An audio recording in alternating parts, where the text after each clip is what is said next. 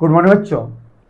और नीट में PY Q में रे ऑप्टिक्स पे 2023 में आया हुआ क्वेश्चन है फेज 1 में। पिछला क्वेश्चन हमने फेज 2 पे किया था। फिर से बता दो, नीट 2023 में 2 फेज हुए थे, फेज फर्स्ट एंड फेज 2। तो उसमें से कोई क्वेश्चन फेज 2 में आया है और फेज फर्स्ट में आया है, इसलिए मैंने ईयर यहाँ पे नहीं चेंज किया हुआ है। तो ये फेज फर्स्ट का क्वेश्चन है। तो 8 नंबर क्वेश्चन कह रहा है क्या बच्चों? क्वेश्चन कह रहा है light travels a distance x in time t1 in air and 10x in time t2 in another medium। भाई एक मीडियम एयर है और उसमें लाइट x डिस्टेंस को कवर करने के लिए कितना समय लेती है t1, और दूसरे किसी मीडियम में 10x डिस्टेंस को कवर करने के लिए वही लाइट कितना समय लेती है तो t2। तो अब क्वेश्चन पूछ रहा है what is the critical angle for this medium. ये जो सेकंड मीडियम है इसके अंदर अगर कोई लाइट एग्जिस्ट करती है तो उस लाइट के लिए क्रिटिकल एंगल क्या हो सकता है, ये वैल्यू आपको निकालनी है। और उस क्रिटिकल एंगल के लिए वो जो क्रिटिकल एंगल है उसके लिए हमारे पास 4 ऑप्शन है बच्चों, और चारों ऑप्शन में से ऑप्शन सी क्या है बच्चों, यहाँ पे सही है। अच्छा, इस क्वेश्चन को करने के लिए यहाँ पे कॉन्सेप्ट मैंने दिया है, अभी एक्सप्लेन करूंगा, है ना। बाकी आप पढ़ते रहें इसको। तो क्वेश्चन कह रहा है कि क्रिटिकल एंगल इस मीडियम के लिए आपको निकालना है और हमारे पास ऑप्शन है सी। तो चलिए बच्चों क्वेश्चन को सॉल्व करते हैं और देखते हैं कि कैसे क्रिटिकल एंगल की value sine inverse tan t1 upon t2 के रूप में आपको मिली हुई है। देखें सॉल्यूशन बच्चों। सॉल्यूशन, अच्छा सॉल्यूशन बनाने के लिए कॉन्सेप्ट आप इस्तेमाल कर सकते हैं, बहुत बेसिक सा कॉन्सेप्ट है बच्चों। ये आप लोगों ने पढ़ा होगा भाई, किसी भी मीडियम का रिफ्रैक्टिव इंडेक्स क्या होता है लाइट के लिए। तो लाइट के लिए किसी भी मीडियम का रिफ्रैक्टिव इंडेक्स होता है speed of light in vacuum divided by speed of light in that medium. और उस कॉन्सेप्ट को यूज करके हम लिख सकते हैं क्या, velocity of light in a medium is given by velocity of light in vacuum, जो सी होता है, जो जिसकी वैल्यू क्या होती है, सी की वैल्यू क्या होती है बच्चों 3 × 10⁸ मीटर पर सेकेंड होती है, अपॉन रिफ्रैक्टिव भाई velocity of light in medium क्या होगा, the speed of light in vacuum divided by refractive index of that medium. ठीक है, तो ये हम कॉन्सेप्ट यूज करके क्वेश्चन को सॉल्व करते हैं। तो मान लीजिए एयर के अंदर हम बात करें, मान लीजिए ये एयर में ये डिस्टेंस x है ना। अच्छा, अगर ये एयर है बच्चों तो इसके अंदर जो वेलोसिटी होगी लाइट की वो क्या होगी, c होगी। तो इसके अंदर टेकन टाइम क्या होगा लाइट के द्वारा, तो t1 दिया हुआ है। तो एयर के अंदर x डिस्टेंस को कवर करने के लिए c स्पीड से जो लाइट टाइम t1 लेगा ये क्या होगा, तो ये होगा बच्चों distance upon speed of light in air. ठीक है बच्चों, तो t1 की वैल्यू हमारे पास इतनी है। ठीक है, अब तो यहां से हम लोग बच्चों क्या निकाल सकते हैं, c की वैल्यू चाहे तो निकाल सकते हैं। तो हमारे पास c की वैल्यू यहां से x के टर्म में क्या मिल जाएगा, तो c की वैल्यू x के टर्म में मिल जाएगा x अपॉन t1। चलिए रिलेशन नंबर हमने इसको फर्स्ट मान लिया।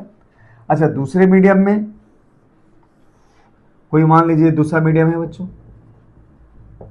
दूसरे मीडियम में मान लीजिए ये डिस्टेंस हमारे पास क्या है, ये डिस्टेंस हमारे पास 10x है, अर्थात कि इसका 10 गुना है। इसके अंदर वेलोसिटी ऑफ लाइट क्या है, v है। तो इसके अंदर टेकन टाइम क्या होगा, तो taken time to travel distance 10x क्या होगा बच्चों, तो टेकन टाइम होगा distance upon speed of light in this medium, अर्थात कि v की वैल्यू। अच्छा, अब v के फॉर्म में हम क्या लिख सकते हैं यहाँ पे, तो यहाँ पे लिख सकते हैं बच्चों क्या 10x, और velocity of light in that medium is equal to c upon mu. तो म्यू किधर चला जाएगा बच्चों, ऊपर चला जाएगा। अब म्यू क्या है, refractive index of this medium. इस मीडियम की रिफ्रैक्टिव इंडेक्स हमने मान लिया क्या है, refractive index equal to mu. तो ये हमारे पास क्या निकल दिया हुआ है क्वेश्चन में, ये t2 दिया हुआ है। कितना दिया हुआ है बच्चों, ये t2 दिया हुआ है। तो इससे जो भी कन्वर्जन होगा आगे रिक्वायरमेंट, हम चाहे तो इस रिलेशन से कर सकते हैं, जैसा आएगा हम कर लेंगे यहाँ पे। इस रिलेशन को हमने मान लिया क्या, t2। अच्छा, अब कह रहा है कि मान लीजिए आपके पास दो मीडियम है, इधर एयर है और इधर क्या है, वो दिया गया मीडियम है, और दूसरे मीडियम के लिए आपको क्रिटिकल एंगल निकालना है। तो क्रिटिकल एंगल इसकी मीडियम के लिए निकालना है तो लाइट इधर से जाना चाहिए। भाई हमारे पास TIR की घटना में क्रिटिकल एंगल फाइंड किया जाता है, और TIR तभी हो सकता है जब लाइट डेंसर टू रेयर जाए। तो ये हमेशा हम लगभग वैक्यूम के बराबर लेते हैं, अर्थात कि इसको रेयरेस्ट मीडियम काउंट करते हैं। तो ये डेंसर हो गया, ये वाला है ना, और एयर क्या है आपके लिए, रेयर मीडियम हो गया बच्चों। और लाइट जब भी रेयर डेंसर से रेयर की तरफ जाएगी तो क्रिटिकल एंगल पे अगर लाइट फॉल होती है इस मीडियम में, ये अगर थीटा सी है, तो जो हमारा रिफ्लेक्टेड रे होता है वो 90 डिग्री के एंगल पे ऐसे रिफ्लेक्ट हो जाता है। और ऐसी स्थिति में ये जो थीटा सी है, अर्थात कि क्रिटिकल एंगल की जो वैल्यू दी जाती है ऐसे दी जाती है बच्चों। तो क्रिटिकल एंगल अगर थीटा सी है तो हमारे पास क्या लिख सकते हैं, तो therefore sine theta C equal to क्या होता है, तो refractive index of the rare medium upon refractive index of denser medium. Rare medium आपके लिए एयर है और डेंसर मीडियम खुद ये आपका म्यू रिफ्रैक्टिव इंडेक्स वाला मीडियम है। अच्छा, म्यू की वैल्यू हम यहाँ से चेंज कर सकते हैं बच्चों। तो म्यू की वैल्यू सेकेंड रिलेशन से क्या फाइंड कर सकते हैं, C2 अपॉन 10x, है ना। तो हम इस चीज को लिख सकते हैं क्या, इस वाले सेकेंड रिलेशन के इस्तेमाल से म्यू की वैल्यू C2 अपॉन 10x जैसे किया तो 10x ऊपर चला गया, है ना, ठीक है।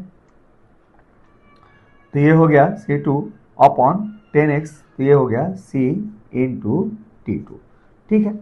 अब हम चाहे तो इसमें इस्तेमाल कर सकते हैं C की वैल्यू जो हमने यहाँ पे निकाला हुआ है। तो C की वैल्यू क्या निकाला है, x अपॉन T1 निकाला है। तो C की value x upon T1 use करेंगे तो हमारा T1 ऊपर चला जाएगा और x कट जाएगा, तो ये वैल्यू क्या हो जाएगी बच्चों, ये वैल्यू हो जाएगी 10T1 अपॉन T2 हो जाएगी।